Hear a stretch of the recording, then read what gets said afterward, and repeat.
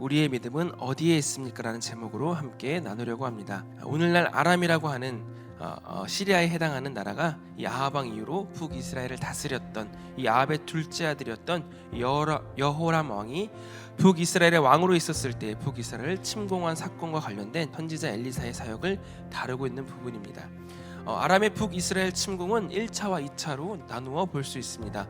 1차 침공에 해당하는 것이 엘리사가 그것을 미리 알고 이스라엘 왕에게 알려주어서 이 아람 왕의 전략이 다 수포로 돌아가게 되었습니다. 아람의 2차 침공은 이 엘리사 선지자의 이 생애 말기에 있었던 사건이므로 아마도 이 수년이 지난 후에 발생한 것으로 보아야 할 것 같습니다. 그런데 이 문제는 이 북이스라엘이 1차 침공 때와는 달리 큰 재앙을 당하였음을 우리는 오늘 말씀을 읽으면서 알 수 있었습니다. 2차 침공 당시에는 이 엘리사가 북이스라엘 수도인 사마리아가 큰 재앙으로 고통을 당하기까지 아무런 조치도 취하지 않고 있었습니다. 그렇다면 하나님은 왜 이렇게 아람의 2차 침공 당시에는 1차 침공 때와는 달리 이스라엘을 돕지 않으셨을까요? 하나님이 변덕을 부리셔서 그랬을까요? 아니면 이 엘리사 선지자가 늙어서 힘이 없어서 하나님의 말씀을 깨닫지 못해서 그러했을까요? 모두 다 아닙니다. 그것은 여호람 왕을 비롯한 이 북이스라엘 백성들이 하나님의 은혜를 저버리고 여전히 죄 가운데 거하며 범죄하였기 때문입니다. 물론 이 아람의 1차 침공 때에도 이 엘리사를 통하여 북이스라엘을 도우신 것은 이 북이스라엘이 하나님을 잘 믿고 경외하였기 때문은 아니었습니다. 하나님은 그래도 그들을 사랑하셨기에 북이스라엘보다 더 악을 행하였던 그 이방 나라의 손에서 그들을 구원하여 주신 것입니다.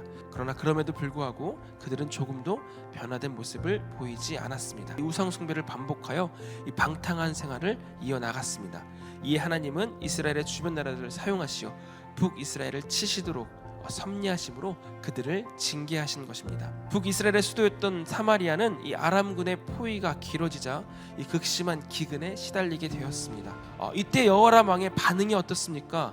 옷을 찢고 회개한 것처럼 보이지만 사실은 그것은 보여주기식에 불과했고 북이스라엘에 닥친 이 비참함의 원인을 이 엘리사에게 돌리며 이 엘리사 선지자를 죽이고자 합니다. 이 기근이 정말 엘리사 때문입니까? 전혀 아닙니다. 여호람 왕은 끝까지 이 자신의 잘못을 모르고 있습니다. 정말 그 아버지 그 아들이라고 말할 수 있습니다. 오늘날도 마찬가지라고 저는 생각합니다. 우리는 어떻습니까? 우리라고 다르겠습니까? 우리도 하나님의 능력을 우리의 작은 눈으로 바라보면서 제한하지 않습니까? 하나님께서는 무엇이든 할 수 있으신 하나님이라고 입으로 고백하면서도 우리의 눈으로는 우리의 생각 속에 사로잡혀서 갇혀서 하나님의 크신 능력을 바라보지 못하고 한계를 드러내는 것이 우리 인간의 모습입니다. 또한 우리 주변에도 하나님이 어디 있냐라고 반문하며 예수 그리스도의 부활과 십자가 사건을 믿지 못하는 어리석은 사람들이 얼마나 많습니까? 만왕의 왕이시고 온 우주의 왕이신 그분께서 친히 인간이 되어 이 땅에 성육신하신 사건은 우리의 상식으로는 이해할 수 없는 일입니다. 그러므로 인하여 우리는 하나님께로 나아갈 수 있고 구원을 얻게 되었습니다. 그러나 여전히 오늘날 많은 사람들이 이 십자가의 도를 믿지 못하고 어리석은 것으로 생각합니다. 이처럼 하나님의 구원의 방법이 비록 우리의 머리로는 완전히 이해할 수 없는 것일지라도 하나님의 선하심과 인자하심을 바라보며 믿고 의지하는 것이 그리스도인들의 마땅한 자세임을 기억하시길 바랍니다.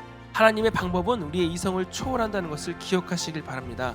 우리의 이성으로 이해한 후, 즉 내가 머릿속으로 다 이해해지고 받아들여져야지만 믿는다는 자세는 사실 잘못된 자세이며 불신앙의 자세입니다. 아는 만큼 보인다라고 이들은 자기들이 하나님을 아는 만큼만 보기 때문에 그렇습니다.